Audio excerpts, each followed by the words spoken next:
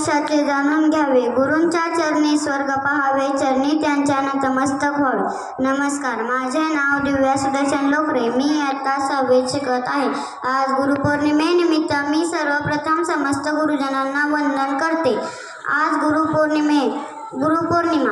आपण दरवर्षी आषाढ शुद्ध पौर्णिमेला गुरुपौर्णिमा साजरी करतो. या पौर्णिमेला व्यास पौर्णिमा असेही म्हणतात, कारण या दिवशी आदिगुरु महर्षी व्यास यांचा जन्म झाला होता. आपल्या भारतीय संस्कृतीत गुरूंना ईश्वराचे स्थान दिले आहे. ज्ञानेश्वरांनी सुद्धा ज्ञानेश्वरी लिहिताना व्यासाचा मागोवा घे तू असे व्यास ऋषी बद्दल काढले आहेत. कुंभार ज्या प्रकारे मातीच्या गोळ्यांना आकार देऊन मडके बनवतो, त्याच प्रकारे गुरु सजीव मानवी रूप व्यक्तिमत्वाला संस्कारांनी आदर्श घडवतात. गुरूंचे ज्ञान सागराप्रमाणे अथांग आहे.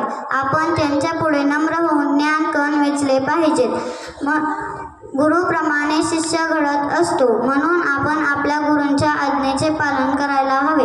त्यांच्या शब्दांचा आदर करायला हवा. चांगला अभ्यास करून गुरूंचा, शाळेचा, देशाचा व आईवडिलांचा नामलौकिक करायला हवा. काळोखाची रात्र असावी, त्यात सात कंदिलाची मिळावी, देवाऱ्यात वा दैवत राहावी. माझ्या साऱ्या गुरूंना दीर्घायुष्याची शिदोरी लाभावी.